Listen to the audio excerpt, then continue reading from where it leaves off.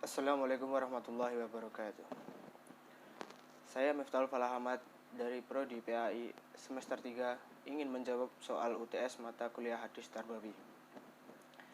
Dan soal yang pertama adalah jelaskan pengertian anjuran untuk mencintai Nabi Muhammad SAW dan keluarganya serta cinta pada Al-Quran.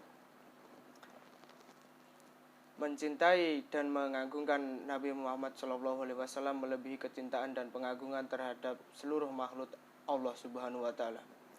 Akan tetapi, dalam mencintai dan mengagungkan beliau, tidak boleh melebihi kecintaan kepada Allah Subhanahu wa Ta'ala. Karena bersikap hulu atau berlebih-lebihan dalam seluruh perkara agama akan menyebabkan kebinasaan.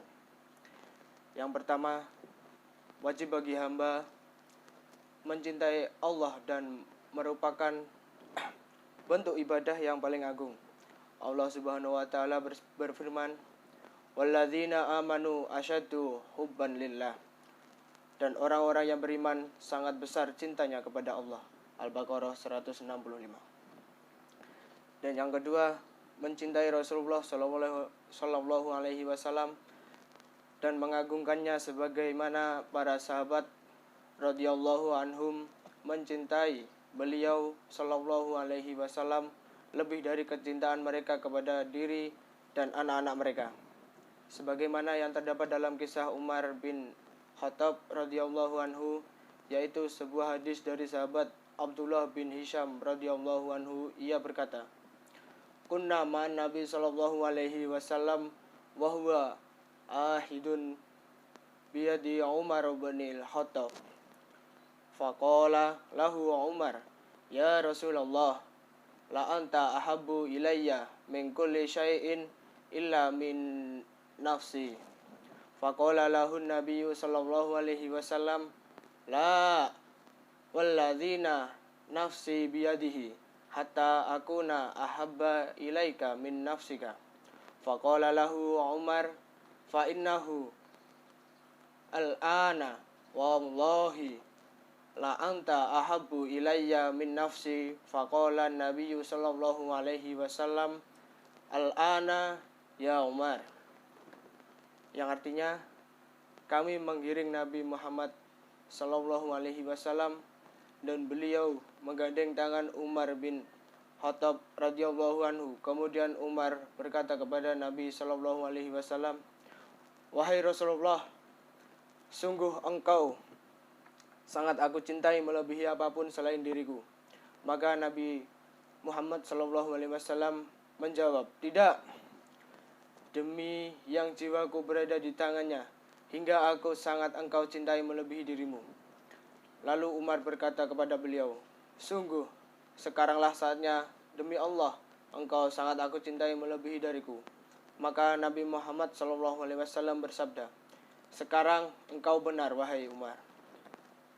Berdasarkan hadis tersebut, maka mencintai Rasulullah SAW adalah wajib dan harus didahulukan daripada kecintaan kepada segala sesuatu selain kecintaan kepada Allah. Sebab mencintai Rasulullah SAW adalah mengikuti sekaligus keharusan dalam mencintai Allah.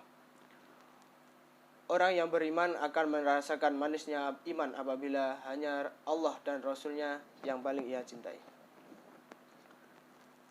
Selanjutnya adalah soal yang kedua. Sebutkan dua hadis Nabi yang menjelaskan pentingnya adab yang baik bagi seorang anak. An Ibni Mas'udin qala sa'altu Rasulullah sallallahu alaihi wasallam, ayyul amali afdal? Qala as-salatu fi waqtiha. Qultu summa ayin? Qala al-jihadu fi sabilillahi. Qultu summa ayin? Qala birrul walidaini. Qala haddatsani bihinna Rasulullah sallallahu alaihi wasallam walau istaz datuha lizadini. yang artinya dari Abdullah bin Mas'ud, ia berkata, aku bertanya kepada Rasulullah, apakah amal perbuatan yang paling utama? Rasulullah SAW menjawab, melaksanakan sholat pada waktunya. Kemudian aku bertanya lagi, lalu apalagi? Rasulullah SAW menjawab, berjihad di jalan Allah. Aku bertanya lagi, kemudian apa? Rasulullah SAW menjawab, berbakti kepada orang tua. Ia berkata, demikianlah Rasulullah menyebutkannya kepadaku. Andai aku menambah pertanyaan, niscaya Rasulullah SAW menambahkannya. Dalam hadis lain disebut mengenai keutamaan berbakti kepada orang tua. Hadis yang kedua yaitu wa idza takallam khafadu aswatahum indahu wa ma yuhidduna ilaihin nazara ta'ziman lahu. Yang artinya, jika para sahabat berbicara dengan Rasulullah, mereka merendahkan suara mereka dan mereka tidak memandang tajam berbagai bentuk pengagungan terhadap Rasulullah. Hadis riwayat Al-Bukhari. Lalu soal yang ketiga yaitu jelaskan cara-cara untuk menanamkan keimanan kepada Allah sejak dini pada anak. Mengajarkan konsep keimanan menjadi salah satu hal yang sangat penting untuk anak. Pasalnya, kebutuhan anak tidak hanya dari segi jasmani saja, tetapi juga berupa rohani. Tentunya sudah menjadi tugas orang tua untuk membimbing anak agar dekat dengan Allah. Ada banyak sekali cara yang bisa Anda lakukan atau bisa kita lakukan untuk mengajarkan anak agar dekat dengan Allah sejak dini. Kita bisa menumbuhkan kecintaannya terhadap Allah melalui kegiatan sehari-hari. Salah satunya adalah menanamkan iman pada anak yang bisa dilakukan dengan memberi contoh yang baik. Seperti yang diketahui, anak-anak mudah sekali dalam meniru tingkah laku orang-orang di sekitarnya. Apa yang mereka lihat dan apa yang mereka dengar, itulah yang akan dipraktikkan oleh mereka. Jadi, kita tidak ingin anak kita mengalami masalah yang besar terhadap tingkah lakunya di masa depan. Ajarilah hal yang baik. Kita bisa mulai mengenalkan si kecil pada Allah. Caranya dengan menjelaskan bahwa sesuatu yang diterima anak berasal dari Allah. Contoh kecilnya saat sedang makan. Kita bisa memberitahu si kecil bahwa makan tersebut adalah rezeki dari Allah dan harus mengucap syukur karenanya. Dengan begitu, secara perlahan anak akan ingat dengan Allah dan selalu bersyukur karenanya. Ajarkan juga si kecil untuk berdoa sebelum makan, memulai sesuatu atau menginginkan sesuatu. Kita lakukan dengan menanamkan pengetahuan tentang Allah. Kita bisa memulainya dari pengetahuan dan praktik sholat. Cara membuat si kecil merasa tertarik, kita bisa menceritakan kebaikan Allah untuk dunia padanya. Setelah si kecil mulai tahu dan paham keberadaan Allah, maka kita bisa menjelaskan kenapa ibadah menjadi suatu hal yang sangat penting. Dan kita bisa menjelaskan bahwa hal tersebut adalah kewajiban dengan cara yang mudah dipahami anak. Kita juga bisa membuat si kecil nyaman agar nantinya semangat dalam beribadah. Lalu, dengan membentuk kebiasaan baik pada si kecil, kebiasaan tersebut tentunya berupa melakukan sholat sejak dini.